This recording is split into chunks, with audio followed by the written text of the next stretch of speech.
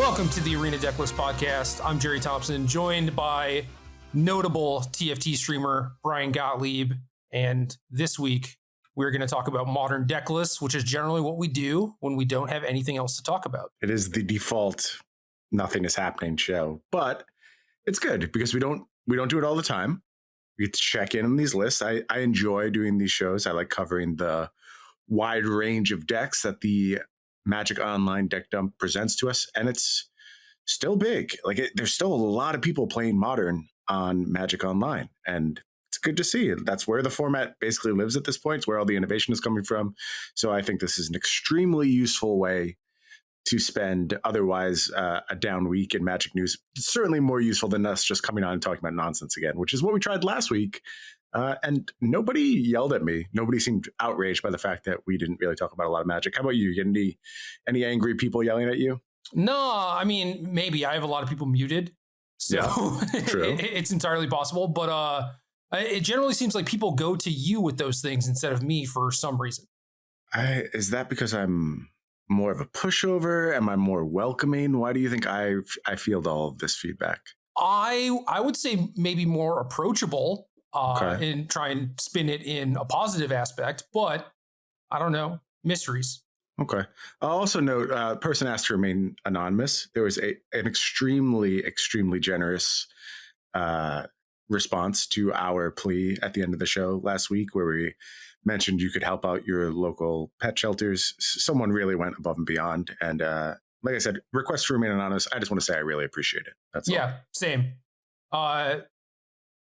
Interesting about the anonymous aspect, but either way, much appreciated. It's, I get it. Sometimes you just want to do things, right? Yeah. And I appreciate that wholeheartedly. Yeah, absolutely. So we are talking about Modern. I would be fine, actually, in a future episode at some point talking about Pioneer, but it would be our least listened to episode ever. That was what I expected. Yep. So I didn't want to just jump in and be like, surprise y'all, we're doing Pioneer, and then just have people immediately hit that back button. But, let's wait for a reason. There will be a reason at some point. Like something will happen to pull focus onto Pioneer. It's probably like Pioneer Masters or something like that, designed to make a bunch of money. So yeah, I hope so. And I mean, if it ever comes to Arena, then obviously that gives us a reason to do it. But like, I keep checking in on the format every once in a while. It continues to look very good, and it doesn't have like the same numbers as Modern does, but there's still like pretty reasonable support for it on Magic Online. And all of this is pretty good to me. Like, it looks pretty good. It bodes well, because when organized play got kneecapped, I was originally very worried about like that sort of ecosystem where it's like, if there's not an end game, are people still going to continue to play these formats? And it looks like the answer is just a resounding yes. Yeah, it helps that, like you said, Pioneer is a good format. It's interesting. There's both good deck building, good gameplay, honestly. I haven't played a ton of Pioneer recently, but I have watched more of it than you would expect. My brother plays a lot, and I've just found myself in a position to watch his matches of Pioneer. It's the best Magic being played right now, I think. Modern's probably second after that. But Pioneer is really good. Really fun format to both watch, think about, commentate on. So thumbs up to Pioneer. I hope we get to the point where we can do that show. Yeah. Otherwise, Modern. One last thing, actually. I have an article coming out Friday on Star City Games that people should check out. I'm not going to say anything else about it. The title will speak for itself, I think. But I want people to click on it if they have premium. Read it. Let me know what you think. I enjoyed it. There's my feedback. Tight. On to the deck lists. Modern Deck Dump, dated December 28th. A lot of decks. I don't know how many. We'll try and get through as many as we can, as fast as we can, but no promises. First one is from JS2. This is Esper Control. Basically, blue-white control, just with Fatal Push, some Kaya's Guiles, Esper Charms, 1 Drown in the Lock, 5 Teferis, 4 Spreading Seas, a couple Prismatic Endings, a couple of Supreme Verdicts, 4 Counterspell, 4 Archmage's Charm, and 4 Snapcaster Mage. Love to see Snappy making a little bit of a comeback here. Can I go on a rant about Snapcaster Mage? Of course, that's why you have a podcast, is you have unlimited access to rants. when did people start thinking this card was bad? I can't answer that. I just know I don't have an answer for you. It just started fading out, and it seemed like when you saw Snapcaster Mage in decks, that became the anomaly somewhere along the line. Yeah, and also at some point, people started like making fun of the card. Whenever I see someone post a deck list and they're just like, "Why are you playing Snapcaster Mage or whatever?" It's like, what the hell happened?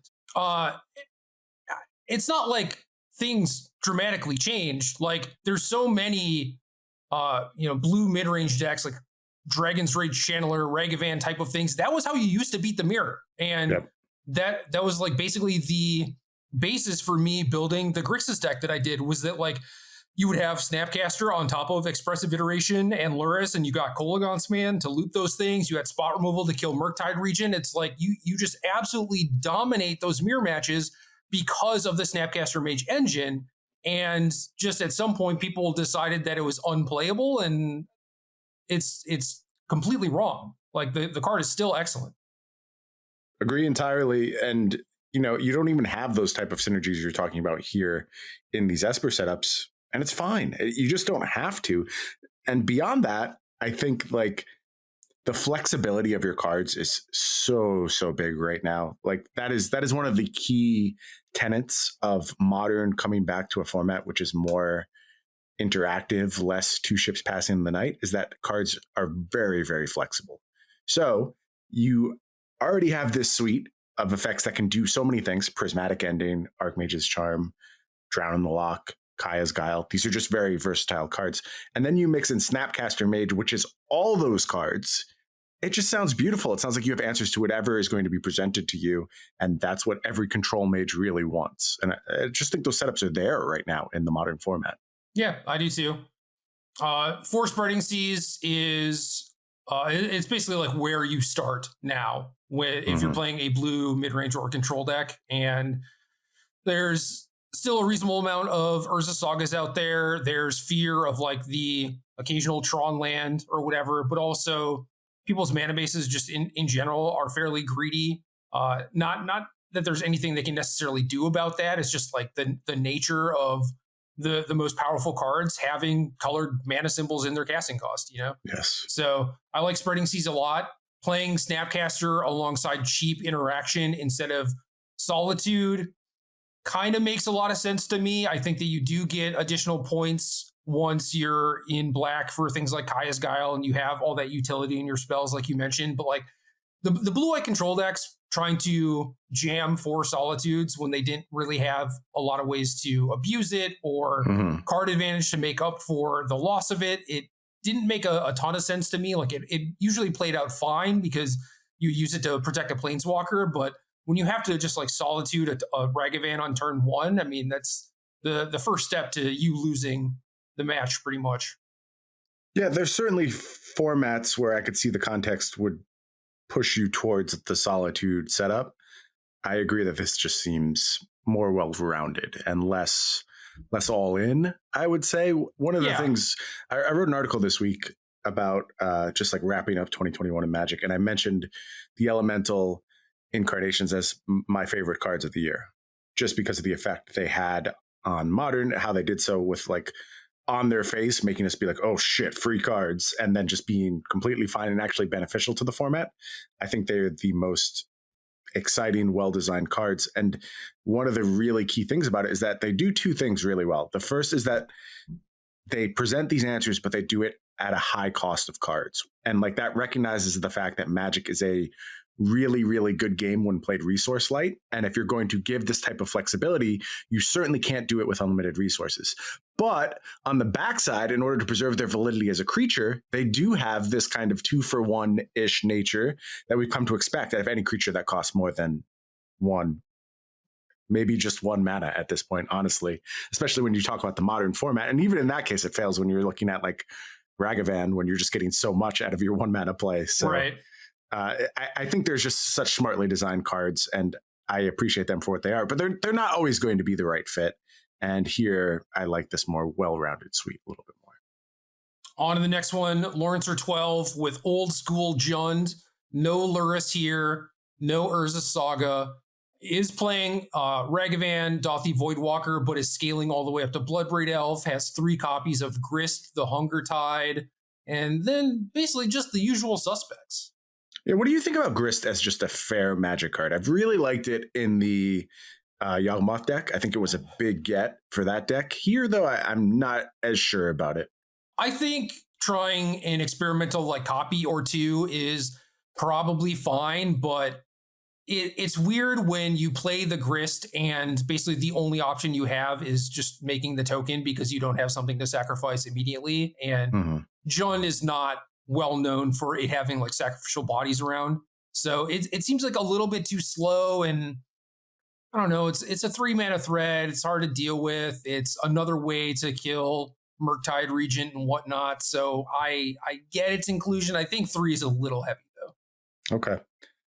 I was checking out this sideboard. 2 copies of Blightning. Love to see Blightning making the rounds again. One of my favorite Magic cards of all time. I don't know what that is there for, but well, see, Gerry, it does 3 damage to a target player, and then they discard 2 cards. I know the text of the card, Brian. That is what it's there for. It's very simple. It's just Blightning. I don't know what more you want from it.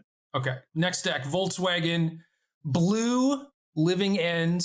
I guess this one is Teamer. Has some griefs.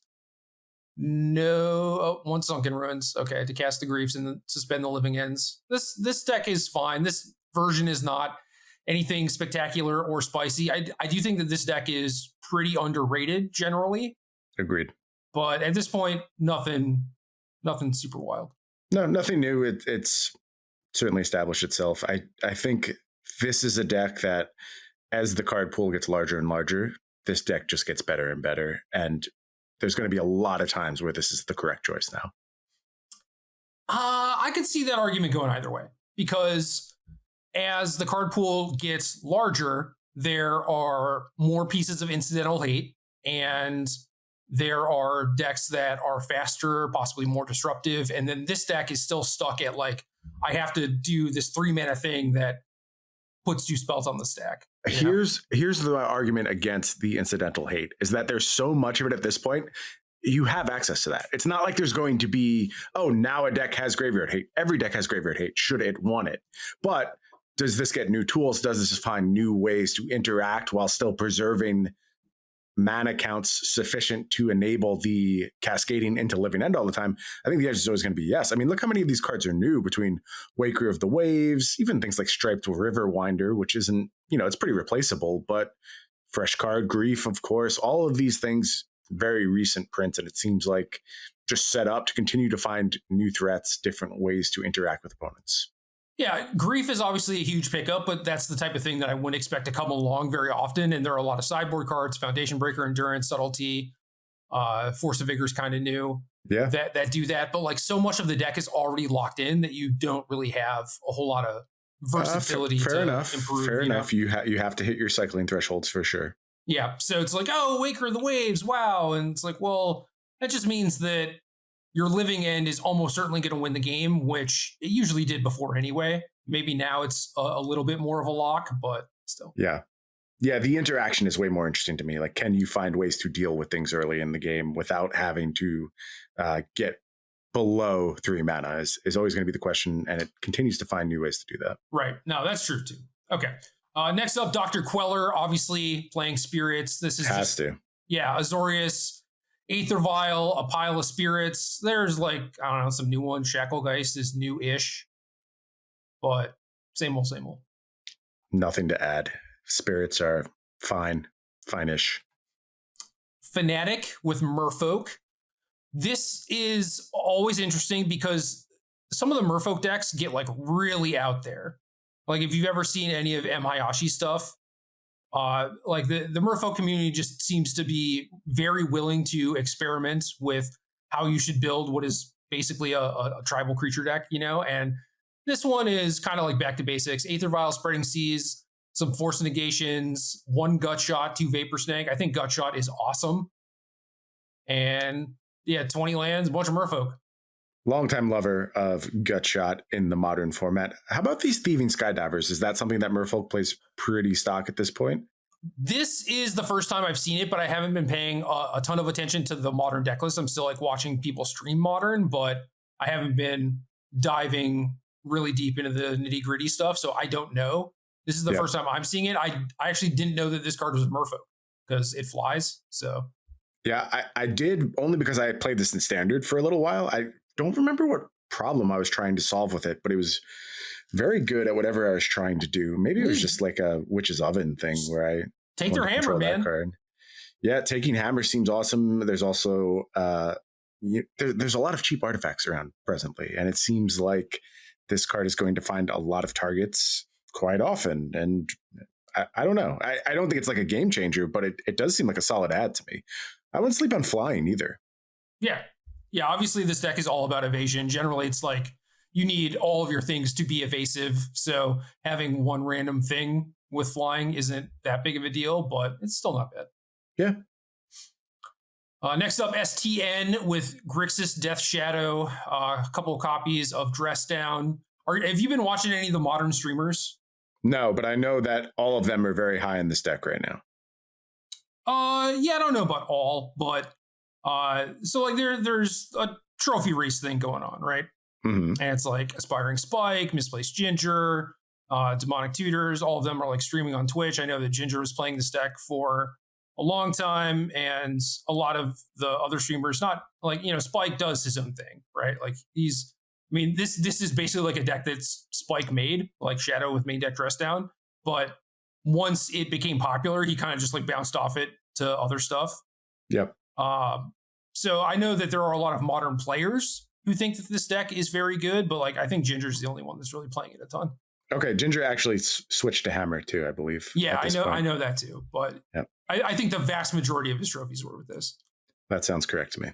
So I don't know, Death Shadow, Channeler, Ragavan, couple Croxes, couple Dress Downs, Expressive Iteration, some Disruption, good stuff. Yeah, don't have a lot to say. I think just extremely powerful, extremely cheap Magic cards. Unsurprised that this deck continues to be good. Not how I would build Grixis, but I'm more on like the control-y side of things. Yeah, you still want to play the Snapcaster Mage type stuff that you were working on earlier? Yeah, pretty much. Unsurprised. Next up, Tennis Star 99. This is the deck where, so I was looking at different deck dumps to try and figure out which one we should talk about. And once I got to this deck, I was like, okay, we're just talking about this one. I didn't look at the rest of the decks. Okay, so you must have something you would like to speak about when it comes to this particular list. Well, this is blue-white Stoneforge Mystic with 4 Squadron Hawks, 3 Solitudes, 3 Jace, 3 Teferi Time Raveler, Batterskull, Sword of Feast and Famine, Sword of Fire and Ice, no Cauldron, love it. Prismatic Ending, Serum Visions, Counterspell, 1 Dismember, 3 Spell Pierce, 24 lands. Just beautiful deck, man. What is your beef with Cauldron? It's in the sideboard. I don't think it's bad. It's just like, I think at this point it's an auto include. And for someone to not include it in their main deck, it shows that they are at least putting thought into their deck building. Okay. I don't know if it's right or wrong, but I like the fact that they are doing something different. Fair enough. This is one of the most old school looking decks I could imagine right now, right down to like the Squadron Hawk engine and Jace the Mind Sculptor. It's certainly a lot of these cards have seemingly been put out to pasture. Even Stoneforge Mystic, don't see much of that these days. But yeah, this looks nice. I would enjoy playing a modern tournament with this deck. I will say that. 2 Moorland Haunts, baby. That's weird. You'd think you'd want to find some room for like a Castle Vantress, maybe? You just cut one of those and get a Castle Vantress? No, that's not what we're doing here. 0 Castle Vantresses in this deck, which also that must be a mistake. It's probably budgetary concerns. Yeah. Didn't want to spend the money on Castle Vantress. No, it gets a hard thumbs up for me. Sideboard is interesting. Force Spreading Seas, Caldra's in there, Emrakul the Aeon's Torn, which shows up in a reasonable amount of decks as an anti-mill card, although I'm not sure how much mill there is these days. I know their most recent set of challenges mill did okay. I remember seeing some floating around still. But next up, the one, the only Aspiring Spike with his Jeskai, Lotus Field, Blood Sun deck. That's it? That's all the intro we get? I don't know. Tell me about this deck. I love the idea of using Lotus Field to ramp into the late game. I think it's probably underexplored in the modern space, but it's hard for me to want to do this at times that I'm just not over the moon about Blood Sun. I don't know if now is one of those times. Like, obviously, it has targets right now. There are plenty of people who get punished by Blood Sun sort of incidentally, and it's a cantrip, so it can't go that wrong. And I remember being hyped about this card in the past and very quickly losing sight of it. So if you can talk me into this being a moment where you get extra value out of Blood Sun, and so the Lotus Field engine is sort of a bonus that you get to tack onto it, I could listen to that. You could also sell me on Chalice of the Void being very good right now. If that's the case, and we just get to totally give up the 1 mana slot, okay, that's a good reason for this deck to exist as well. I believe in this as a mana engine. There are some questions I have here, but it sounds like the deck has been doing fairly well lately. Maybe that's just Spike carrying it to a fine result. Obviously a very talented deck builder. So what's your read on this take? Well, okay, so deck is Teferi Hero, Dominaria, Fury, Solitude, Prismatic Ending, Cryptic Command, Memory Deluge, Valakut Awakening, Blood Sun, all is 4 ofs, 3 Fire Ice, 3 Chalice of the Void, 22 land. 4 of the Awakenings can be lands also. You have Flagstones to go with the Lotus Fields. I think this is fine. I've certainly watched him play a decent amount with this, and when things come together, it looks great. That's not a guarantee, you know? But it happens more often than not. I feel like there's just like looking at it and it's like, 4 Cryptic, 4 Memory Deluge, like that's very clunky. Obviously you want things to do with your Lotus Field once it's there, but it just feels like a little bit clunky. Only 3 Fire Ice. It feels to me like you probably want the 4th copy of that. I think 4 Valakut Awakening is like pretty genius because you just want to, filter through excess lands or filter through like the random nonsense. I think it's such an underplayed card. Yeah, it digs you so deep to get to your Lotus Field if that's what you need to find. I think that's just like a really good inclusion. So I don't know. I think with some fine tuning, this deck could be pretty good. But you're right in that for it to be very good, Blood Sun needs to do at least some work. And there was a while where Amulet was picking up steam again, and I think that's mostly cooled off. And Tron technically still exists, but there aren't a ton of people playing it. So yeah, Blood Sun will, snipe the occasional fetch land or whatever. It does have like some uses, but in order for this deck to go from like good to great, I think that you need to be making good use of that. Yeah, there's also, as far as mana engines go, you're competing with a lot of other stuff in the format. And I think you can get this kind of output way more efficiently without Blood Sun. So that just doubles down on the fact that you need Blood Sun to be a real card. When that happens, I'm into this idea. It's a cool idea. MNTG. Oh, God, I have to look at this one. All right, I got it. This is Orzhov, Grief, Solitude, Ephemerate. It was weird because there's only 14 lands, but there's a bunch of Agadeem's Awakenings and Amiria's Calls to go for the pitch cards. And then you have like some Persists and a lot of Malakir Rebirths and Undying Evils. So like going really hard on it. And then also has some Charming Princes and a Stoneforge Mystic package. Yeah, cool combination of packages. I feel like this is what Black-White's role is in Modern at this point, is just like splice together a couple packages and tie it all together with Stoneforge Mystic, and maybe it's good enough. And this probably is very similar to all the other incarnations of this type of setup. Feels good when it feels good, and then some games it's still bordering on fair, but doing so with these free cards and having the really busted grief start. Outside of those grief starts, though, I doubt this deck does much to impress. Yeah, I mostly agree with you, but obviously there are some matchups where like Solitude is just better than Grief too. So you kind of have that going for you, but yeah, it is weird. I do think that this is kind of what Orzhov needs to be doing, because this is probably the most unfair thing that is available to them, and otherwise the Orzhov stuff is just way too inherently fair. Yes, that is true. So push the envelope a little bit. This deck looks to do that. Looks to have some kind of combo-ish setups, and that's smart to me. Yeah, it's going harder than anyone else I've seen with, this sort of setup. Mm-hmm. Next deck is from Not Mio. This is mono green Tron with a couple Goloses, but otherwise the normal stuff. What are we doing with these Goloses? Why? Just because we can go get what exactly? Like you can get an Urza land. What do you mean? Yeah, but then you have 5 lands already. Like, I don't know.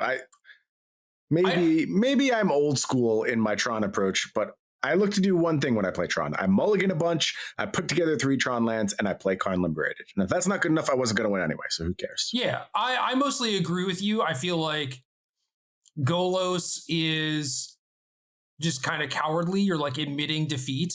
It's just like, well, I don't really want to mulligan, so I'll just like Golos. But obviously that's not going to beat a lot of people. No, it's not. And like I feel the same way about Thragtusk, honestly. Like, it's a nice idea, but short of very specific matchups, I just don't want to hedge. I just want to be the Tron deck.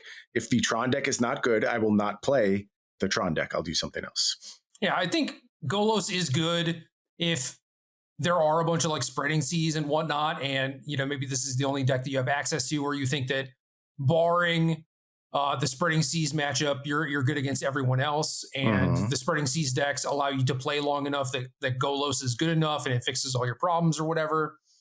It's fine when you have Tron because you get cataracts and then you can start doing a bunch of stuff.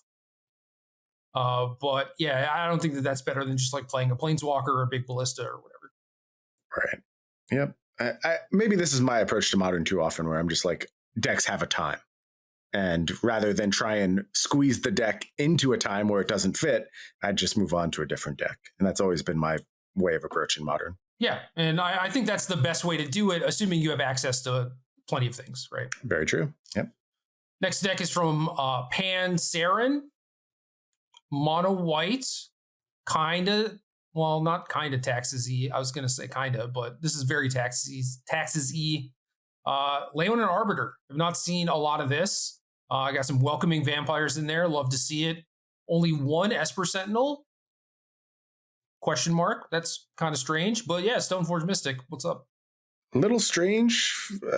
Very short on the 1-drop side of things. Really not looking to get a lot going until we hit 2. We just have the Giver of Runes, Esper Sentinel, and Ether Vials. Yeah, and other than that, I mean, I guess you're making your Ether Vials a little bit more gaseous when you're loading up with more expensive cards in your deck. You get better mana returns on that, but this seems fine.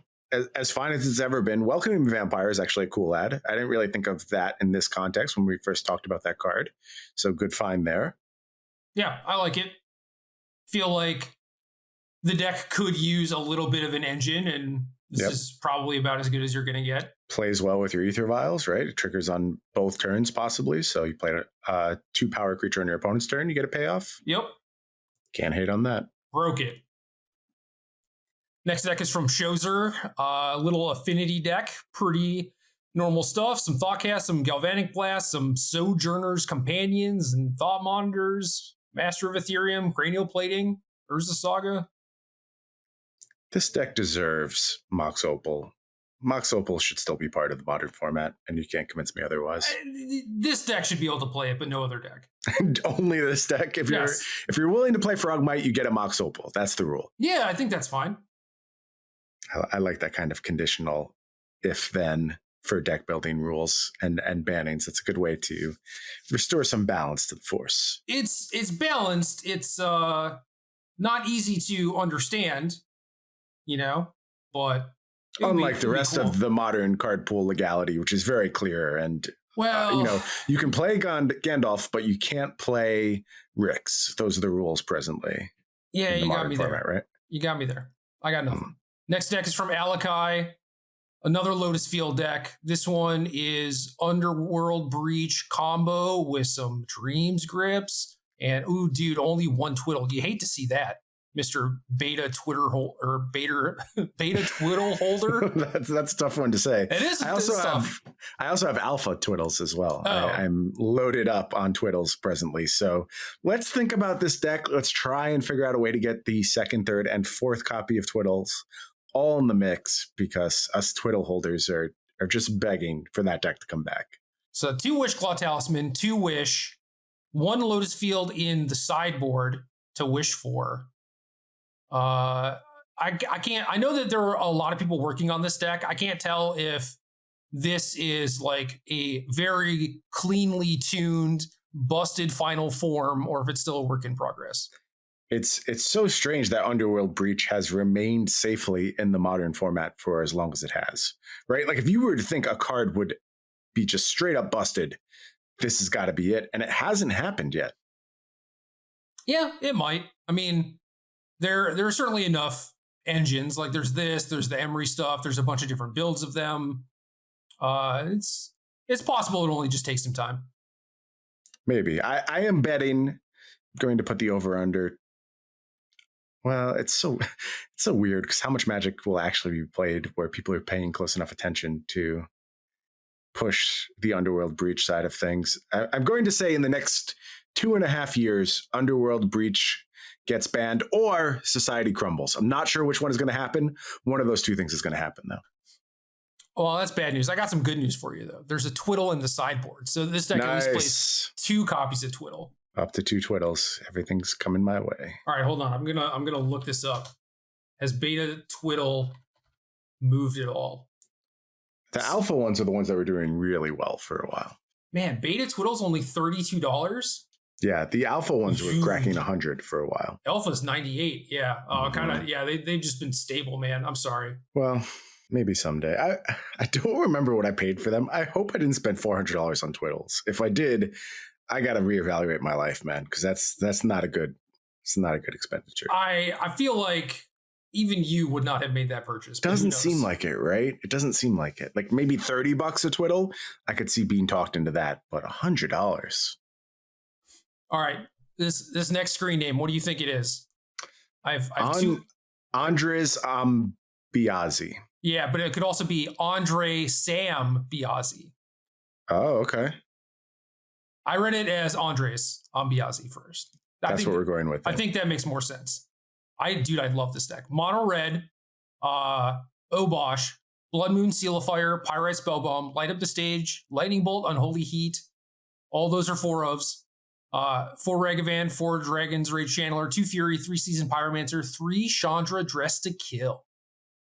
I've never been an Obosh fan in Modern. I thought it was like such try-hard nonsense every time I've seen it. But the cards in this deck are so good. Like they're just the red cards that like I want to play anyway. And you're not giving up much. This deck looks extremely solid to me. Chandra Dressed to Kill seems like a really good ad for this setup. Just so much easier to get to your Obosh now and still play these low land counts that you want to play to make the rest of your deck decent. So,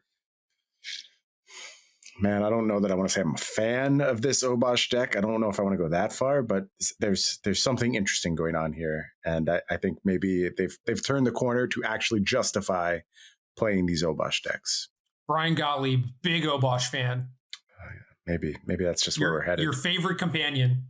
What is my favorite companion? Probably Lutri. I feel bad for Lutri. Got a raw deal. And it's an adorable otter, so. Dude, I got to play with Lutri the other day. Can you believe that? In what format? I was watching, so it's like 2 a.m. and I'm like poking around on Twitch to have something in the background, and Sam Black is playing some random event on Arena that was like Everything is Legal Singleton. That also for some reason allowed you to play with the sideboard, so you just got like a free Lutri.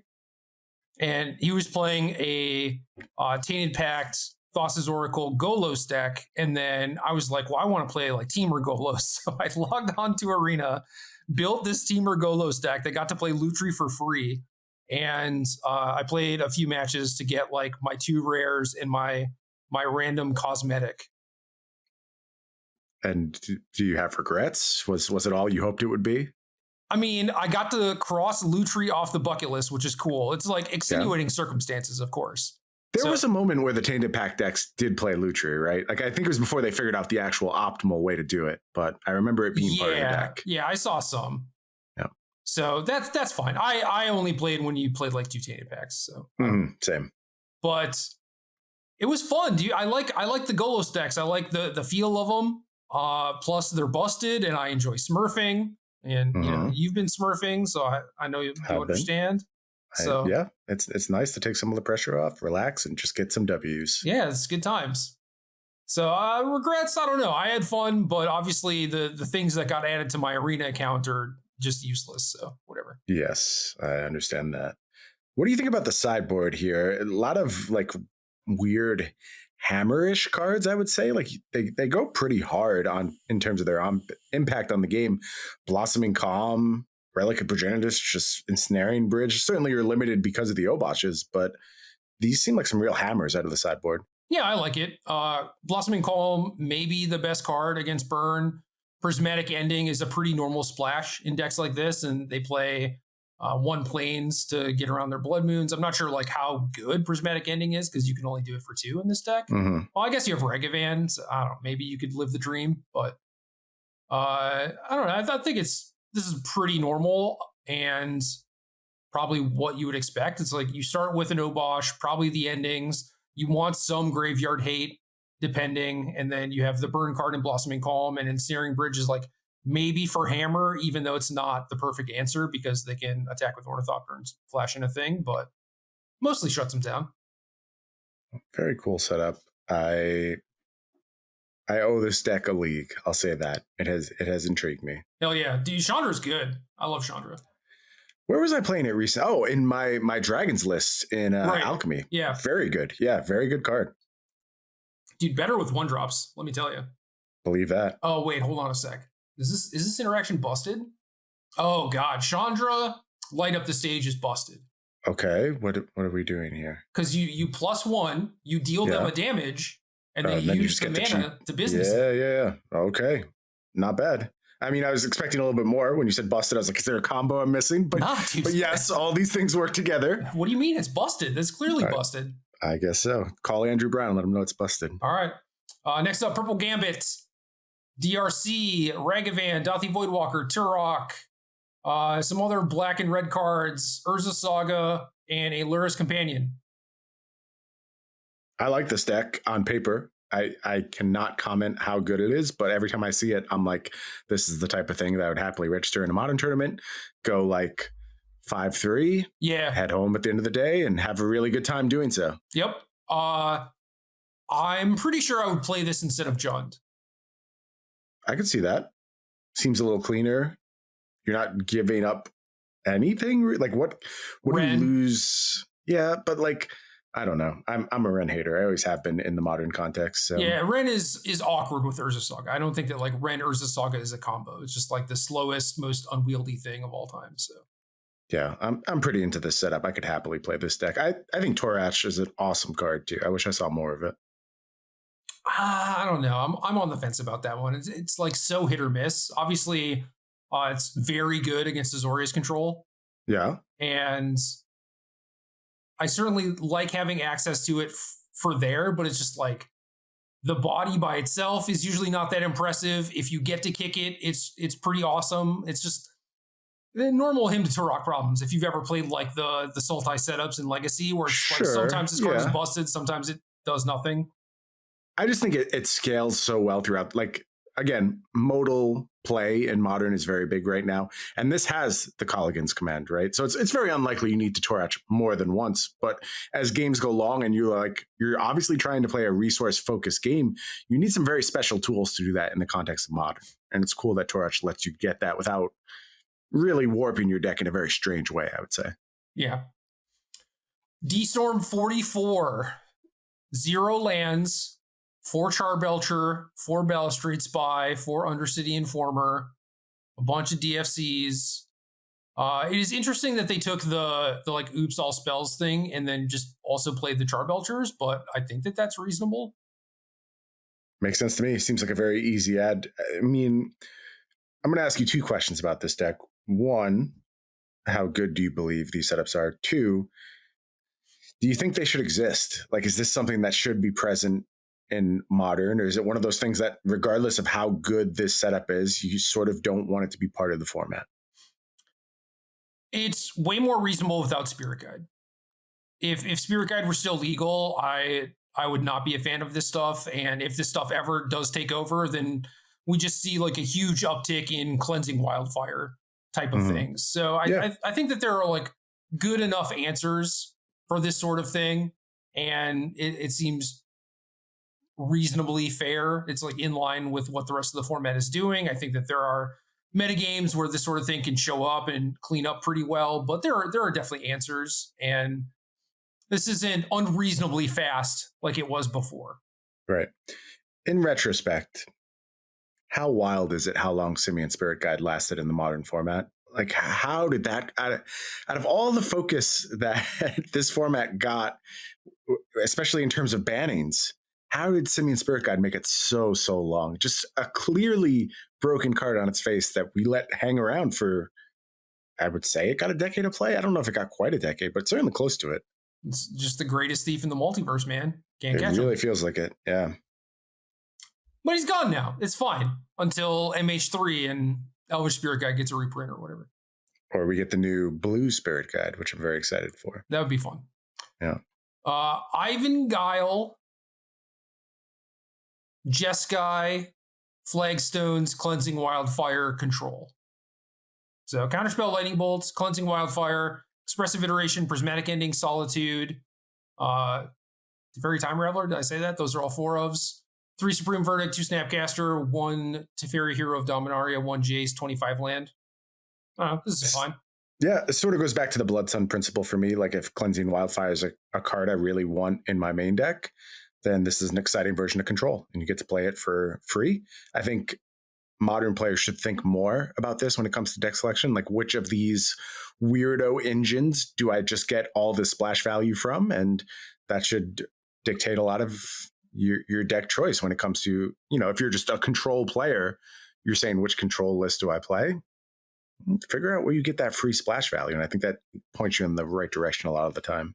Yeah, the thing I would worry about with this is that you don't have a lot of the heavy hitting Planeswalkers. You don't have Shark Typhoon type of stuff. You don't have Memory Deluge or Archmage's Charm. It looks like this is a Control deck that's like very good against mid-range, but very bad against other Control decks.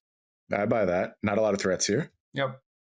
And Sphinx of the final word in the sideboard. I mean, that's sort of like a concession to that, right? Like trying to just find the best thing you can do against those type of mirrors. Yeah, it's so awkward though. Very expensive card. And 7 mana, sorcery speed. Just like gets eaten by a Shark Typhoon or like a Supreme Verdict or something. Well, maybe there's a better way to answer that question, but still identified the problem, trying to find a solution to it. So, yep, absolutely. Next deck is a heater, Dissolutionist, 4 Seismic Assault, 4 Life from the Loam, 4 Ragavan, 4 Dragon's Ray Channeler, Ren 6, Tarmogoyf, Lightning Bolt, Mishra's Bauble, 1 Unholy Heat, and 27 land. Love to see it. One of my first Magic memes ever was focused around Assault Loam. And I basically started the narrative that Assault Loam has never lost a tournament in which it's been registered because it's just that good. Like kind of like a Chuck Norris type setup, if you remember those from back in the day. I love Assault Loam. It was the first ever Legacy tournament I played. I played with Assault Loam. I got smashed by a bunch of decks that didn't care about Assault Loam whatsoever. But just the whole interaction of I'm going to cycle my stuff and draw a bunch of cards, and then I'm going to cast Life from the Loam and bring them all back, and I might 2 you at some point. It's just, it's chef's kiss. Just absolutely beautiful Magic. I played Loam Assault in Grand Prix Columbus, which was Legacy, where you could play Flash Protean Hulk. Good choice. I don't see any problem with this. Well, you see, if you had a Seismic Assault, they couldn't win. Okay. I am thinking about Protean Hulk. You just are able to take out the Carrion Feeder at any point? Is that? Yeah. Yeah. Okay. That makes sense. Did that work in practice? No, usually not, because like they kill you like a turn and a half turn before. 1. Yeah. Yeah. Yep. So it wasn't great. I lost a Flash. I lost to maybe like a better lands deck or something. I don't know. I think I cashed. I like split in the last round with Adam Ragsdale, I want to say. Winner is you. Okay. Yeah. So I don't know. Good times. I also won a PTQ with Seismic Assault, Life from the Loam, and extended. That was dope. Nice. Yeah. So you also apparently a huge Assault Loam fan. And did you have like, was Devastating Dreams? Is that the Dreams that was in the Loam deck back in the day? Yeah. I don't know if, I don't think I cut it entirely, but like, I think most people like maxed them. Like they had 3 main and like 1 to wish for or Burning something. wish for it, yeah. And I think I might have played like 1 or 2 main. Probably still too many, but I appreciate you identified it. It was good. You need it in some matchups, but couldn't you just wish for it if you really needed it? Yeah, maybe. I mean, those are generally the matchups that don't give you a lot of time to be wishing. Okay. No, that's true. Very true. What was the deck called? Like the Jund version in Extended? It had some silly name. Was it just like that? I don't know. Loam Assault? I don't know. Loam Assault is definitely how I've heard the deck referred to before, but I don't know if that's specifically in that context. Aggro Loam. There you go. Aggro Loam. I thought there was like the Countryside Crusher version though that you called Aggro Loam. Okay. So my deck had 4 Tarmogoyf, 3 Terravore, 3 Ravenous Baloth. That's apparently enough to make it an Aggro Loam deck. Obviously. 4 mana 4/4, just bringing the beats all the time. I did have all the Devastating Dreams. I had 3 main. Probably a bad idea. No excuse for that. I thought like remembering this deck list, like looking back on it, I thought I did a good job, and looking at it now, I'm like, this deck sucks. Not as sure you did a good job. I had 1 Chromox and 1 Wall of Roots. That's the perfect amount, right? You just nailed it. And 1 too many Devastating Dreams. I had a random Mutavault. I'm sure there's a reason for that Mutavault. Oh, for therapy, maybe? I don't know. Oh, maybe. This is all trying very hard to find a reason not to play Flash Hulk, basically. Well, I mean, this was extended, so... this is the extended version. Yeah, this is the extended one. My Legacy deck was a little bit better, but not by much. Oh, okay. I remember this PTQ, I think Michael Jacob was staying at our place, and he was playing Counterbalance, which is obviously just a heinous matchup. And I did everything in my power to make sure that I had a good matchup, not because like MJ was in the tournament or anything, but just because I knew it was the only bad matchup. Yeah. And I lost to MJ in the Swiss, and then we were both in top 4 in opposite brackets, and he lost, so that meant I got to win the tournament. Nice. There you go. Yeah, my sideboard has 3 Crossing Grips, 2 Indrik Stomp Howlers, and 2 Boils. Yeah, I would say you went hard against Countertop. Yeah, dude, I was trying. And I still lost to him. I still just got annihilated. Anyway, is this playable in Modern? Probably not. Can you do better things with your Regavans? Probably. Is this deck cool? Yup. Sometimes that's good enough. Flame Tongue Yearling in the sideboard. My word. People really like that card. I have never quite wrapped my head around why. Oh, I thought it was absurd. And not like in constructed necessarily, but like limited. And then it was just like kind of bad and limited sometimes. So weird. Still making the cut in the sideboard, though. Yep. Well, Gruul does not have a lot of options, to be fair. Fair. Next up, Ardos, 3 Glimpse of Tomorrow. Some random permanents that give you more permanents. Some lands, some cascade spells. Yep, this is all something you could do. I find it hard to believe that you are like favored against anyone. Like I don't really know what you're trying to beat up with this, but you can do it, and it's maybe going to be good enough in some spots. So you're like a slower cascade deck, but you do a lot of powerful things. If your setup has gone okay. Yeah, when you're going off and doing your thing, you can go over the top of basically anyone. And I think that is an appeal. And in theory, if there's a Chalice on 0 in play or something, you can still kill people with like your Omnath Wave Sifter stuff. Whatever deck. That is very theoretical. And you get to play some Leylines main, so maybe if those are good enough, like this one has Sanctity, but I've seen Leyline in the Void main deck. Sure. If we have a theme running through this episode, it's figure out the free stuff you get to, get equity from playing when it's part of your combo anyway. So if Leyline of Sanctity is a great card in the format, then maybe you could sell me on this being a very, very good choice.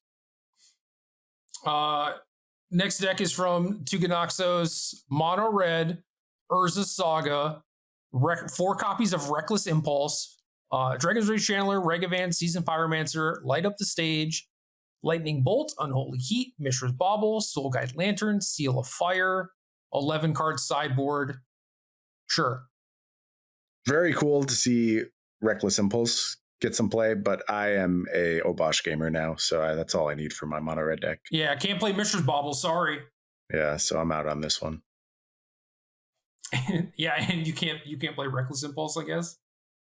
Yeah, this deck is wild. It's interesting.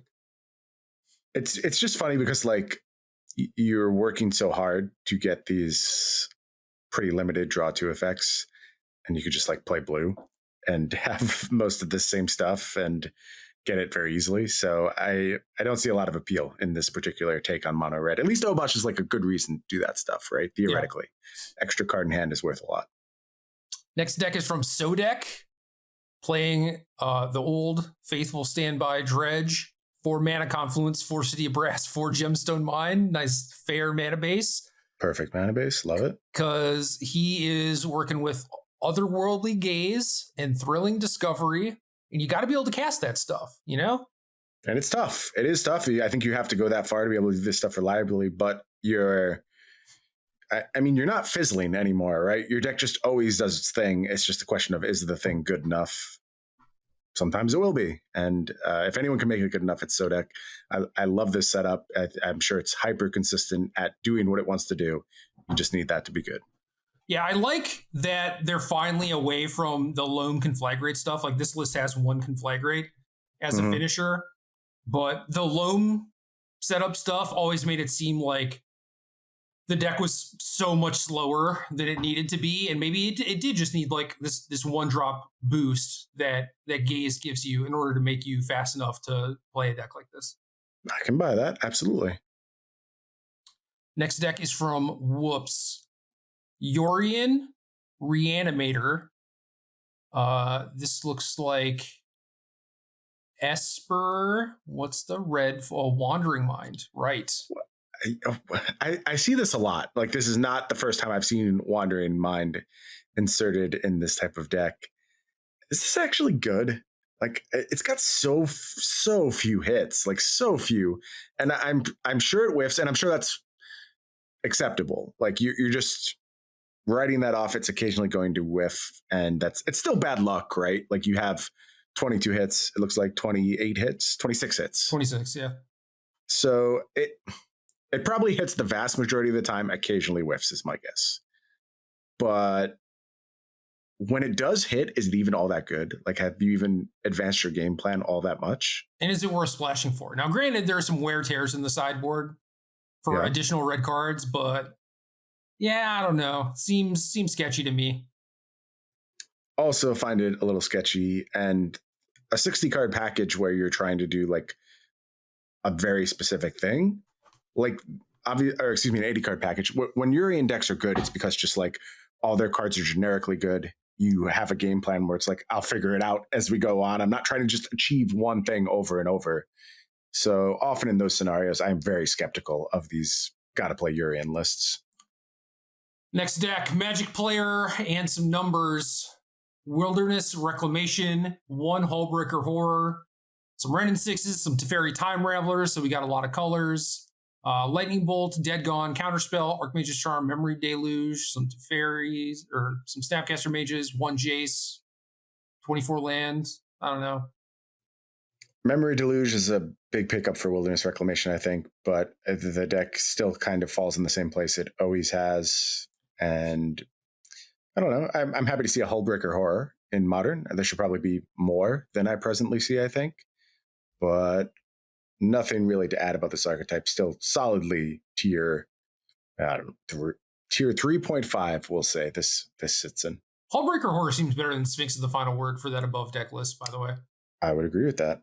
Because at least it can protect itself, you know? Mm-hmm. I like this deck. I think it's cool, but it's just a little bit too slow. Fair. Yeah, your engine costing 4 mana hasn't really... It terrorized Standard. It hasn't translated to Modern yet, I would say. Kion 1024. Money Pile, as it is affectionately known. Yes, that is what the kids call it.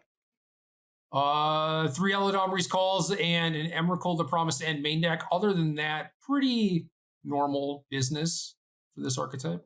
Yeah, mid-range with some of the most powerful stuff you can possibly do. Huge endgames, good answers. I don't know what there is to say really about this deck. It's It's solid. You can continue to play it probably pretty happily. This is tier 1.5, I will say. I'm not going to put it in tier 1. Some people cut Tier the time 1.5. warp. Don't do that. Play one time warp because it gives you so many free wins with Witness Ephemerate. I buy that for sure. Next deck, Shiaveto, Boros Burn, is playing Luris. Nothing fancy. Nope. Keep playing Luris, though. Smart. Sonal 83. Oh my. Hello. 4 Ragavan, 4 Snapcaster, 4 Expressive Iteration, 3 Inquisition of Kozilek, 2 Cling to Dust, 3 Consider, 4 Drown in the Lock, 3 Kolaghan's Command, 2 Lightning Bolt, 1 Terminate, 4 Unholy Heat, 4 Mishra's Bauble, 1 Dress Down, 21 land. So this is one of your Moto accounts? No. I would not play Consider in this deck, but this list is very close to what I would play. Okay. Well, I mean, just tell us what you would play. What are you looking to replace the Consider with? I would play 2 Thoughtseize and another Lightning Bolt. Okay. And so just good, clean, consistent 1-mana magic cards. Yeah, and the mana base is slightly different. I like having Reflecting Pool and a Sulphur Falls in the mana base. Okay. And you continue to believe in this deck. I mean, you never really got off this archetype. You were confident you were finding ways to beat basically everyone. And you thought that essentially people got their hands on this deck and made it much worse over time. And that kind of contributed to it disappearing from the format. Well, no, because this one is actually good. I think the one of the changes that Magic Online players made was just cutting Dragon's Rage Channeler, which I think is completely fine. And definitely makes me more likely to want to play the deck because this setup is beautiful. I just didn't think that you could get away with it. And they're like, well, we're going to try it. And it ended up working out. So I think that change was good. But for the most part, they're like, no Snapcaster Mage. We want Death Shadow instead. And I'm just like, why? Or Kroxa was the other one that we saw routinely. Yeah, Kroxa with some islands in your deck is not great. Or like when you're getting Spreading Seas, also not great. True. So I like Ragavan, Snapcaster, and Disruption. I think that's a good show. This is just very Jerry Thompson magic. You just grind your opponent into dust slowly over time, eke out small advantages. I'm so happy you can do something like this in Modern again. It was so hard for so long. Yep. Jabu 88. Azorius Control with Solitudes. Pretty normal Wafo Tapa-esque type of stuff. No notes. There's a breeding pool in the mana base. Is that just for explosives? What's going on here? Kahira cast from a blue land? I mean, it seems kind of silly, no? Yeah. Oh, yeah. It seems real silly, but you asked, and this is what I found. Yeah, there's no explosives. So... I mean, Prismatic Ending is the other one, right? Yeah, okay. Basically an explosives. See, I guess they want to go up to 4 with Prismatic Ending. Okay. Yeah, maybe that's important in some scenarios. I don't know, gotta kill Jace, which they have deemed not even worth playing in their deck. Omnath, okay. That's the biggest one to come to mind. So. Yeah, fair enough. Next up, Simon. The old Teferi, Renin 6, Indomitable Creativity into 1 Sarah's Emissary and 1 Emrakul the Aeon's Torn. I bought a lot of foil Indomitable Creativities, so I don't want to say anything bad about this deck. But I'm also not going to say anything good about it. And we just leave it at that. Creativity is a $6 mythic from a set that I believe was not open a ton. I could be wrong about that. And he's playing every format. I assume. I did a little bit of research on this, and I think the conclusion I came to is that people don't like polymorphs as much as I assumed people liked polymorphs. Okay. So if you were to ask me, is this a commander card? I would say absolutely. Do you think that's correct? That's what I thought. And then after doing some research, I'm like, maybe not. But it's also one of those things that is like very powerful, very splashy, and could just, it could just take like one person making a YouTube video or something for people to start wanting to do this. Right. Yeah, so I stocked up quite some time ago on this card. I thought it had a lot of potential, but it hasn't quite manifested. I think it's hard to say exactly what's holding it back because I don't think it's like a less efficient version of anything else. And that's often how I knock these combo decks is like, oh, you could just do this. I think this does do some unique stuff and you get to play some decent cards that you wouldn't normally get to play. Like something like Hard Evidence has upside in a few spots, especially in a Ragavan format. Yep. Something like Prismari Command can give you a lot of good targets. I mean, again, hammer dominated format. I'm happy to have some main deck Prismari Command. So there's a lot of nice cards you get to play. I just haven't been impressed with like Sarah's Emissary and Emrakul. Obviously, as Emrakul, if that's good enough, it'll be good enough. But Emissary is the one that sort of gives me pause, and I haven't fallen in love with. Next deck is from Carson Caruso, another mono white Taxes deck. This one looks a little bit cleaner, has Leonin Arbiter, also has 4 Esper Sentinels, Aether Vial, Stoneforge Mystic package, but is playing 4 Ephemerates and 4 Solitudes. Yeah, that's a great engine as far as winning any type of mid-range mirror. You're going to be able to grind them into dust. Cool angle for the Taxes deck because that's how Legacy Death and Taxes always played. It was a control deck. Anyone who played it enough knew that. And the modern versions have never quite seized on that kind of setup. This seems like the closest they have gotten to that with the Ephemerate Solitude package. Yep. Then you get to blink some Skyclave Apparitions or Thraben Inspectors or maybe Stoneforge Mystic if you don't have Solitude going on. Yeah, lots of good targets.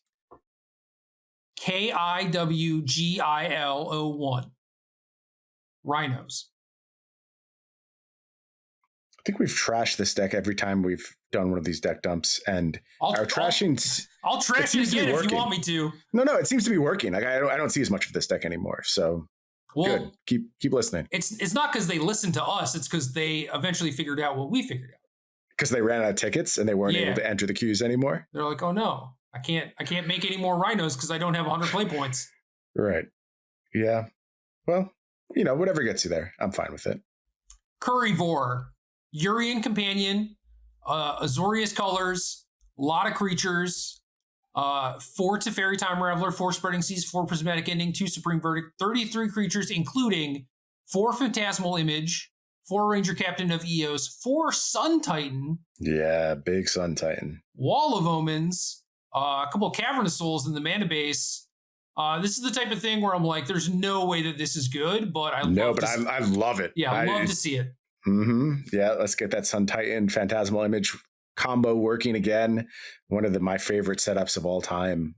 I don't know what this would beat. Like a theoretical tribal creature beatdown deck would have a nightmare of a time playing against this. And we haven't spoken about any of those thus far in this deck dump. So no, there's like Merfolk and something else right before that, I thought. Yeah, but I wouldn't even classify Merfolk that way. It's like an evasive tribal disruption deck, but not like I don't even know what I'm thinking of. Like elves without combo. Goblins, maybe. I don't know. Yeah.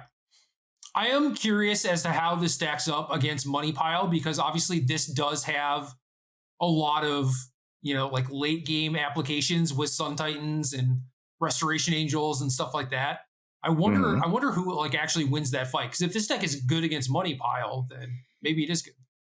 Well, I don't want to be the one to do that research because that doesn't sound like the type of Magic I enjoy playing. It'll take years. Yes. To figure out. And I'm cool with a long game of Magic. I just don't like to do it with like a billion permanents on the board. I like to do it with I have no way to win, but you're not going to win either. So yeah. Next up, Misplaced Ginger with the Hammer, 1 Ginger Brute, 2 Core Outfitter. I do like that setup. I think that is very smart. This deck always had some flex slots, and those are pretty good, effective ones to take up that space. Mm-hmm. Deck continues to look great. This is unquestionably tier 1. So prepare for it, sideboard around it, make deck choices that are good against it. Randerson 1, Gruul, Charbelcher, no lands, obviously, with the weird recross the path setups. You don't like that one. You don't want to just stack your deck. I don't think it's bad. It's just it breaks my brain. It strikes me as very annoying to actually have to do. And I don't want to live that life, but you want the W's well enough, this deck continues to really put up solid results, and I don't know how big its representation is. So I remember kind of soon after it started catching on again that I joined a couple leagues, and I think I played against it like once each league, but from watching streamers, like they have not played against it very much. So okay. Feels like it should be out there more. Oh, this should be good. Screen name is I Play Bad Decks. 20 lands, 4 Otherworldly Gaze, 4 Creeping Chill. Creatures include Gravecrawler, Hedron Crab, Merfolk Secret Keeper, Price Amalgam, Rotting Rat, Citrus Flyer, 4 Vengevine, 3 Narcomoeba, 1 Wonder. This deck is awesome. I think the name says it all, and I don't have anything to add beyond that. It's just like bad dredge. Like again, these decks are outmoded by something that already exists, or maybe it's good dredge. I'll concede that. But one of these two things already exists. You find whichever one fits better. This doesn't seem like it has a different angle. It seems a little bit more fragile to me. Maybe a little bit more explosive, like just Otherworldly Gaze into Hedron Crab into other 1-drop, and then you're off to the races is good enough. I'm not sure. But just very, very graveyard-centric at a time when there's plenty of splash hate for graveyards. So that kind of puts me off these all-in type packages. I guess you could just always beat down with Gravecrawlers like we did it when we played Hogath, and can do that again. These creatures are pretty cheap for the most part, and you can hardcast most of them. So sure, why not do that? I played this deck when you could play for Once Upon a Times in a 1K at Mox Boarding House, and I had a lot of fun. So I like this deck. I've always liked Vengevine and these kind of like cheaty setups, even if they're not as unfair as the other options. It's pretty fun for me. Okay. Look, I only want you to have a good time, so that is completely acceptable. Yeah, that speaks to nothing as to like, you know, how good the deck is, but whatever. Heathen King, Amulet, 2 Karn the Great Creator, which is I want to say an odd number, but technically it's even number, I guess. But no Cultivator Colossus either. I think the 1 Colossus is excellent. I would not. Me too. I would not leave home without 1 Colossus. Me too. And I actually had this discussion on Twitch the other day as I was streaming Teamfight Tactics. I was talking about new Amulet and the addition of Cultivator Colossus. And it seems like a slam dunk to have as a Summoner's Pack target. But lists that have gone as far as playing 2 or 3, that looks to be pushing it a little bit. Clunky, very clunky. Yeah, so I'm surprised not to see the 1 here. I am holding off, though, on buying it, because I have to buy, obviously, a very shiny version of it, and it's quite expensive. So I just want to be sure it's going to make the cut. And my new policy with Magic cards is that I'm not buying Magic cards until I'm headed out the door to a tournament, and that's not going to happen anytime soon. So I just don't need this card right now. I'll get it in the future at some point. That's fair, but it might go up before it goes down, you know? It might, or it might be invalidated. Completely possible. Something even better comes along. So, or this may cease to be a deck by the time it matters. Who knows? Yeah, that's more likely. Again, collapse of society, or I need to get a Cultivator Colossus. I'm not sure which is going to come first, but we'll play around. We'll play around both of them, I guess. Play around everything you can. Yeah.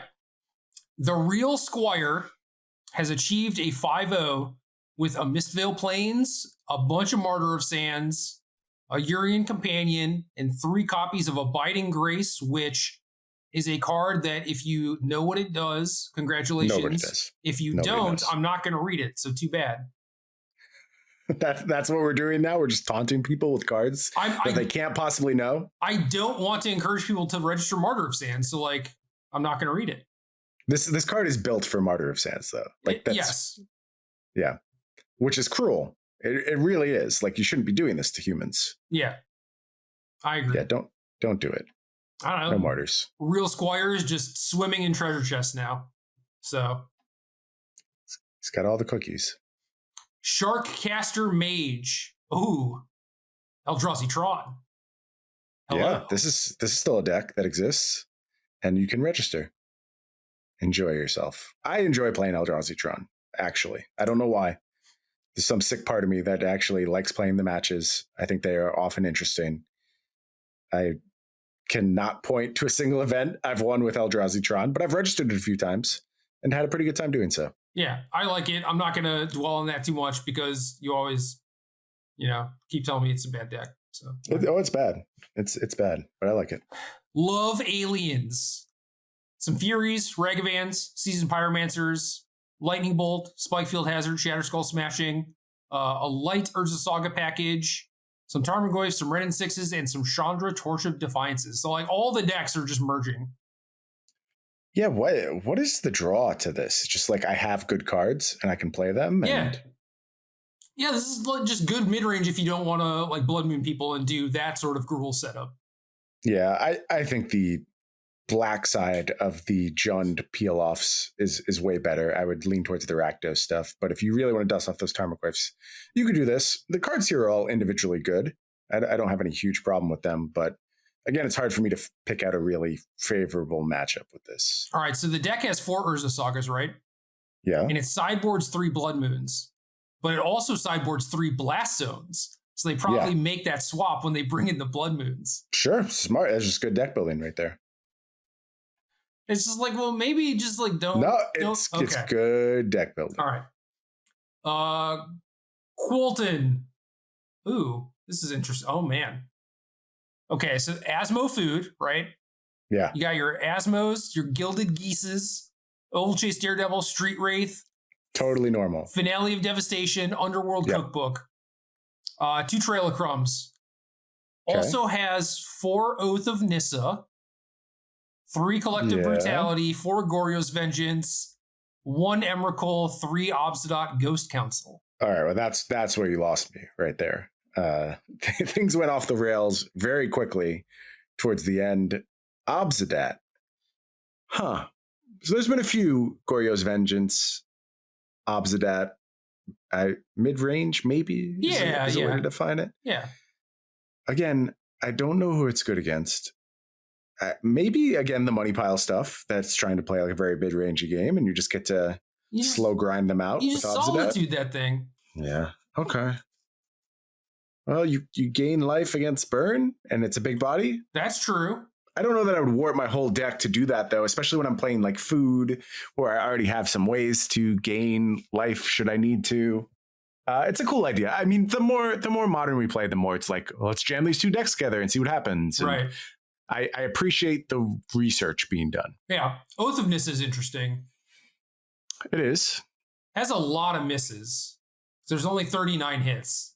Mm-hmm. So that's scary. Yeah, that's a little awkward. But I saw some Oath of Nissas in like the Solitude Yorian list, and it's like, okay, I could see that. I would want to try that. Oath of Nissa, very worthwhile card that I think probably sees less play than it should. I'll say that. Yep. Next deck, Sorghath, mono red Eldrazi. Okay, this one is actually better than Eldrazi Tron. I will give you that. Yeah, you add Ragavan to your decks, they tend to get a little bit better. Fury is a big pickup too. I think this deck does cool stuff against opposing creature decks and still has like the nut draws of, I hit my Thought-Knot Seer into Matter Reshaper. So cool. You have a target with this deck, and I respect that. Yeah. So you're playing Ragavan. You have Fury for creatures. You have Chalice of the Void, which is nice. You get to sideboard Blood Moon. Overall, like disruptive, bunch of good creatures. So it seems solid. Yep. Ooh, oldie, but maybe a goodie. F-Noop with Mutagenic Growth, a couple copies of Fatal Frenzy to go with their Death Shadows and their Step Lynxes. Also has some Ragavans and Esper Sentinels, some Ranger Captain of Eoses. Just play all the good cards that they've put out over the last few years, and why not? Mardu Death Shadow. Yeah, wild. It is wild. I don't have anything bad or good to say about it. It's interesting. It's very on the battlefield for the most part. Minimal disruption. 4 Thoughtseize, no really tax-ish creatures, but a pretty good clock. Ooh, Obosh. We do get Obosh. Okay. Yeah, because you play. You know, I'm a huge Obosh fan. So as established, I was wondering why there are so many 1-drops like Step Lynxes and like Fatal Frenzy instead of Battle Rage, but like Obosh, okay, makes sense. I like it. I'm giving this a thumbs up. I'm interested. I wish there's a little bit more disruption from the creatures, but maybe those creatures don't exist. And so we're on kind of a weirdish beatdown plan. I'm into it. Cool. Bandy Savage, Yawgmoth. Any words? No, I've said a lot about Yawgmoth. I don't have anything noteworthy with this particular list. I think the deck's very good. I think it's underplayed. Go play it. You'll win. Grist is really good in this deck. _Waffalumpolis. Well pronounced. Mono brown, Urza lands, Urza Saga, Eldrazi Temple, Thought-Knot Seer Karn, but like disruption stuff. Chalice, Ensnaring Bridge, Mystic Forge, etc. Yeah, like a Stax-ish type look. Mystic Forge got a lot of hype for a little while and sort of fell off the face of the earth in Eternal formats. This is cool though. Serum Powders, really interesting take. Yeah, this is like Dice Prison without all the fancy stuff, right? Yeah, just playing the really efficient cards and getting some beatdowns in with your Thought-Knot Seers, eventually locking things up with Karn. Not the hard lock anymore, but you get things like Liquid Metal Coating, Elixir of Immortality in the sideboard, go really long. So interesting stuff. Possess Portal is a lock though. Okay, that is true. Yep. Okay. We've established. Why did we get off Possess Portal? I thought that was a thing we were doing for a while. I don't know. Couldn't tell you. Huh. All right, next deck. Make. Is it Ragavan, Murktide, Business? This deck still exists. It's still good-ish. What else can you say? It's good. It's the baseline, right? Sure. Mac and some numbers. Felidar, Guardian, Saheeli, Aether Vial, Ephemerate, Auriok Champion, Glasspool Mimic, Soul Herder, Wall of Omens. Kind of like what you would expect to be in a deck with these cards. Yeah, lots of blinky stuff, combos aplenty. Seems fine-ish. I wonder if there's more space for the Elemental Incarnation package. Like, can you do more with this? Because it feels like you just want to buy time, and then you sort of have inevitability on your side with this combo. You'll just accumulate these pieces at some point and then be able to do your thing. So I like the use of, obviously we're maxed on Solitude, but I wonder if there's space for, more multicolor cards and being able to fuel a different Elemental Incarnation, be it Fury or what's the blue one again? Humility. Subtlety. Thank you. I don't know. I like the setup. I just want it to go a little bit harder on controlling the early game and getting to this point where you're damned if you do, damned if you don't against Saheeli Rai. Yeah, Ephemerate without Solitude is very like nickel and dimey, which I think is fine. You're just blinking your Wall of Omens for a draw 2 or whatever. But if you could play Fury, that'd be great. There's just not a lot of good red cards that fit in this show. Yeah, no, that's fair. Next deck is from North Lagos. Esper Sentinel, Giver of Runes, Knight of the Reliquary, Thalia, Tireless Tracker, 4 copies of Titania, 2 Quirion Ranger, 2 Elvish Reclaimer, 3 Prismatic Endings, Shadow Spear, Zuran Orb, and 28 land. You had me at Zuran Orb. Like, let's just sacrifice everything to it, cast balance, move on with our day. Anytime I get to use a Zuran Orb, I am over the moon. When I started playing Magic, Zuran Orb was in every deck. And I don't mean like you'd occasionally see a Zuran Orb in, a Gruul beatdown deck. It was there. Everyone was going to have a Zuran Orb, bottom line. And it's a wild, wild way of playing Magic. I am happy we've moved beyond that. But if you give me the chance to play Zuran Orb again, I'm going to be very excited.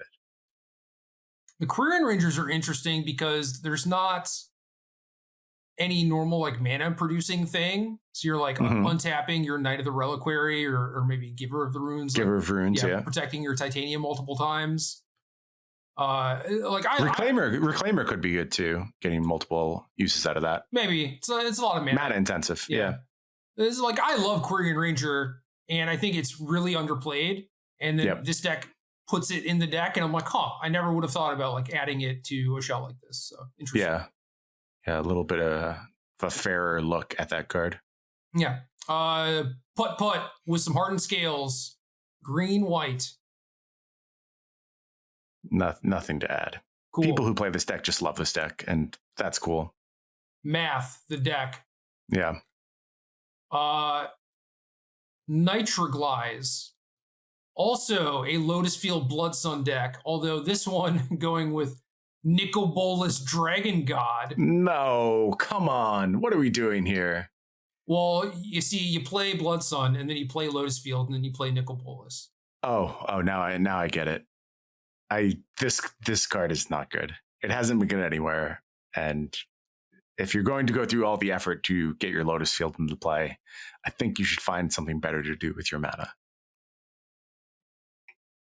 This deck's weird. Narset's good. I like Narset. It's like, sure, it's very vulnerable, like Unholy Heat and so many early creatures and everything. But, we were talking about like trying to get Spike's deck to come together, and like maybe that would help. Although he has 8 incarnation elemental things, and I guess only 22 lands, so maybe it's fine. Maybe that could do it. I don't know. I don't know either. I do know I don't like Bolas at all. Hullbreaker Horror in the sideboard. Also, Madcap Platinum Empyreon. Okay, that's a good juke. Those are all things that are technically legal in Modern. Yep. MTG Bolent has brought Sultai Food with Asmore, Cookbook, Gilded Goose, Daredevil, 3 Grist, 3 Nettle Cyst, 4 Blood Fountain. Blood Fountain is nice, by the way. Yes, we should have talked more about Blood Fountain in previous season, I think. 4 Thought Monitors, because now you have more, like Blood Fountain and Cookbook both being 1-drops that make 2 pieces of cardboard. Yeah, it's a lot. It's a lot. So Thought Monitor starts looking pretty good. You have 2 Bone Shards, 2 Finales, 2 Endurance also. Raw cardboard, again, like that's something we talked about a lot when it came to Alchemy preview season. But Blood Fountain making 2 pieces is really, really big. And I sort of like Grist more here, because I think you're going to find a lot more fodder to throw away with it. Thanks to your Gilded Goose having like limited run. I think you're okay playing a longer game too with Grist, so that seems really cool to me. Yep. And lots of just nice card advantage sources. I don't have a sense that like this deck is particularly great or really pushes the archetype forward, but I think it's doing a lot of really smart things. And if I was working on this shell right now, this is the direction I'd be going in. Yeah. I haven't really been a fan of Nettle Cyst in these decks, because you're mostly just doing like the control-y thing, and then Nettle Cyst is like this random beatdown card. Yeah. I mean, like, it technically can play defense as like a Tarmogoyf, but it's really inefficient at doing that. But it's also it's doing the cardboard thing, right? Like it's got the multifaceted, like you throw away the germ token to your Grist, and then you still have this thing left behind, and just presents a lot of stuff. Like I think you're just supposed to make a lot of stuff and annoy people, and then you find your win eventually. I know, but if we're gonna do that, it's like, well, why can't we play like 2 or 3 cats and 2 ovens? And then the cats work with the Grists, and like that's more defensive and goes towards like what you're trying to do. Then you can. I will allow that 100%. All right, great. As long as you're allowing me to do it. Yep. All right, Counterman 11, 19 red producing lands, 16 red 1-drops, 4 light up the stage, 4 reckless impulse. This is the second list with 8 of those. Yeah. So that's a thing. And then darts, bolts. Some prismatic endings, Mistress Baubles, just mono red prowess effectively. Yeah, with a little bit more card advantage than it previously had. Turning 1 card into 2 means you get access to new games. So certainly could be made better by adding the best companion of all time, Obosh, but instead we're going to play the much weaker Lurrus, and we'll have to live with that. Yeah. I mean, I guess technically not mono red has prismatic ending, and yeah, it's cool that Impulse exists and these decks are willing to play it and go hard for it, versus splashing blue for expressive iteration. Mm-hmm. Like iteration is definitely a stronger card, but now you have a different option if you want to do something different. Yeah, I'm still curious whether Impulse is going to get its run in Standard/Alchemy as time goes on. Same. Next deck, Vader Sama. Indomitable Creativity. This one going into 4 Primeval Titans with 3 copies of Valakut, the Molten Pinnacle. Meh. If I'm going to go through all this work, you got to do more than make a Valakut. And hopefully that Valakut be enough, and hope that my opponent can interact with it. Well, and if you creativity for 2, if you're not killing them immediately, you're interacting with the board and will almost certainly kill them on the next turn. So for whatever that's worth, I don't know if that's better or worse to you than Sarah's Emissary. Plus the Titans are very castable, especially with like Strike It Rich, Explorer. That is fair. That is fair. A little bit of a hedge in terms of the castable Titans, and you don't mind that you're accelerating because that gets you to creativity of 2 a little bit faster. So okay, there's draws there. I'll just say this: I don't know that it's necessarily worse or better than Emissary Emrakul, but it doesn't erase my concerns about I'm going to cast Indomitable Creativity sometimes, and I'm not going to win, and that's just too big of a hurdle for me to overcome. I need that card to be more consistent before I'm on board with it. Well, it's more of a deterministic kill in this deck than the Emissary one, right? Sure. Because if you creativity for 3, that's definitely a kill. Yeah, that is true. So now you're talking 6 mana though, and it's like I don't know. Then you can just play your Primeval Titan, right? And you don't have to warp your whole deck around it, and you're super consistent because you're not playing Hard Evidence and Strike It Rich. Instead, you have a bunch of Azuzas, and I don't know. I think like there's a difference between combo decks that have a breakpoint of like 5 and 6 mana and combo decks that have a breakpoint of 4 mana for sure. So you can do it for 4 and it's still very good. And even if your Titan dies or whatever, you're going to be able to do stuff with your mana. And then I was just speaking to like, it does scale to the point where in longer games, it is a confirmed kill. Okay. But do you think like, so you X1, right? And you get a Titan and you say you can do stuff with your mana. But when you look at the rest of this list, are you sure that's really true? Like, are you actually resource rich enough that from that point you're rebuilding consistently? Well, your stuff either cycles or is a mountain. So I don't know. Yeah, but you have like Bolt, Strike It Rich, like... Yeah, Strike It Rich is the one where it's like, okay, this is not great, but... Ending redundant creativities. I guess at that point you could get second Titan. Yeah. Okay. I am more on board than when I started reading this list. Still not sold though. Yeah, I'm not sold. I mean, I think that creativity just in general is sort of fundamentally flawed, but... Yep. I don't know. Also, this is a Michael Majors deck, so how dare you? Oh, how dare I? I'm sorry, Michael. Sam and some numbers. Playing some mill. Cool. Deck's good. First turn Negator. Playing... Ooh. This deck's all over the place, but it's Blue Moon. A couple Spreading Seas. 2 Shark Typhoon. 2 Blood Moon. 1 Dress Down. 1 Explosives. 1 Chandra Awakened Inferno. 3 Snapcaster Mage. 2 Subtlety. 1 Expressive Iteration. 3 Serum Visions. 1 Fire Ice, 2 Lightning Bolts, 1 Spell Pierce, 3 Memory Deluge, 4 Unholy Heat, 4 Counterspell, 4 Page Turn.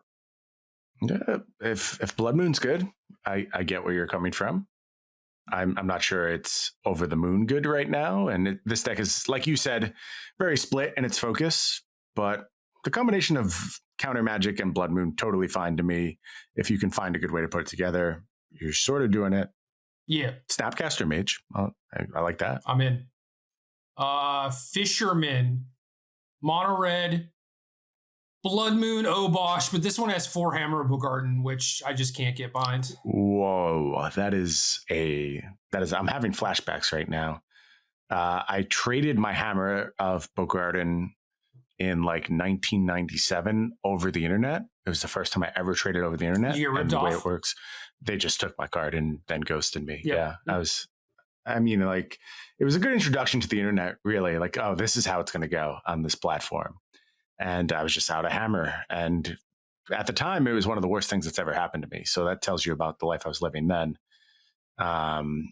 Growing up, I think it taught me a very valuable lesson about both Hammer of Borgaden and the internet. Yep.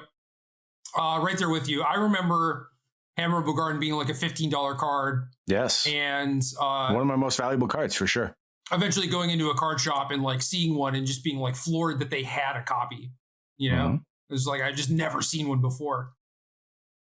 No, it was the hotness for sure. Different times.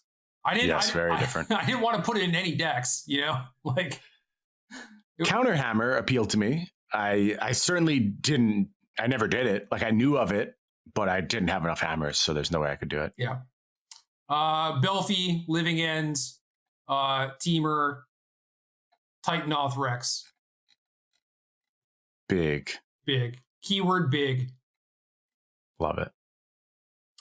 Imposed Fate. Kind of money pile adjacent. Omnath and friends, but this one also has Ragavan, Renegade Rallier, and 4 Eladamri's Call. Yeah, Renegade Rallier is interesting. I'm trying to think about like the gameplay that sets up. You just ramp. Yeah, and I mean, what does this deck do when it's ramping consistently? If you are able to get to these massive late games earlier, that's pretty appealing, honestly. Yeah. You get back your Ren 6, maybe if it dies, maybe your Ragavan if you want that thing. Yeah. Well, lots of sources of card advantage there. Never going to run out of stuff to do. Yep. I don't know if it's good because the body is pretty medium. I guess it's worth noting that it like takes the place of Eternal Witness in this deck list. Right. So easier on the mana, I suppose. Yeah. And can ramp. Like I think that's a tremendous difference, but yeah. It's interesting. It's interesting. Yeah. Good job innovating, trying things out. Yep. Oh man, finally. Last deck. WTNOF. Bring to light Scapeshift with Arboreal Grazer, which I believe was a Kenji Samura innovation, and it fundamentally changed my opinion of this deck because I used to just like hate Renin 6 in this deck. And once you have Grazer, all I want is Renin 6. Interesting. Yeah, I mean, routinely having access to an extra drop means you need to have the land to take advantage of it. And then Renin 6 starts to look pretty appealing. I know you're a big fan of these lists in general. You have been for a long time and have tried to make them work. Where do you see its positioning like right now? Well, obviously it's very bad against Bloodsun. So yeah, that's true. So that's awkward. There was a period where I thought that this deck could be well positioned. Mm-hmm. And then Spike started doing the Bloodsun thing, and like, you know, people pick up his decks a lot because they're usually pretty fun. So I think a lot of that has cooled off, and maybe it is at a point where this deck is good. But the other thing I like is that I wanted to get iteration in this deck, but it felt like the deck was a little too slow and clunky. But then like Grazer speeding you up makes iteration more palatable too. Very cool. And it's also like a way some sloths. Yeah, it's also a way to reload, you know, once you're like spewing all your cards into play. So that is the concern. Like certainly Renin 6 alleviates some of it, but when I look at like the rest of the list, I am concerned of being a little card light and just running out of raw cardboard. I mean, this one plays 3 Omnath too, whereas most of the lists only played the 1 to bring to light 4 maybe. And I think that helps your case a lot too. Cool. Yeah, good adaptations, cool deck building.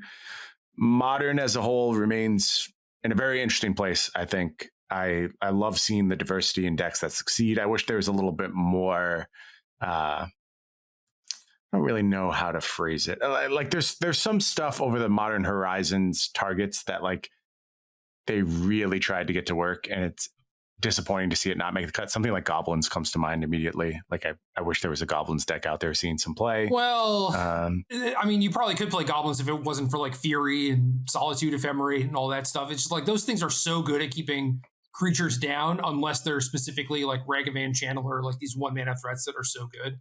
Yes. And that is something that like, I don't know if that's a problem, because I think the nature of Modern meant that you were always going to get to that point where those were the type of creatures you had to play, regardless of the elemental incarnation. So like you just concede that point and you make cards that are good under those constraints. And I think that's why Modern has had success over the past few months.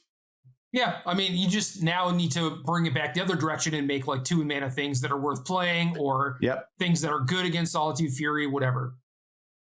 It's going to be tough. I think that's going to be a struggle, but I am almost certain they're going to go back to the well, given how well this stuff keeps selling. So I am curious to see where the next Modern Horizons go. I think a huge focus of the next one should be reviving decks that have fallen out of favor. That would be so much what I was trying to do, because then you tell people it'll be okay. Like, I know we take these chances with this format, but we know what exists. We know what's out there. And we're always thinking about, the Goblins players and how we can get them back on top. Yeah, it was cool that MH2 had like Enchantress, Reanimator that were very much new things. But the main concern now is that the deck that people used to play, like the deck that they own, is no longer good. And you need to revitalize people's already existing collections for sure. Can't turn over the format every Modern Horizons. People will give up on it. And I do think the format was in need of some turnover and doing things differently, but you can't do it every time. Yeah, and MH2 was a lot also. Yep, absolutely was. Game!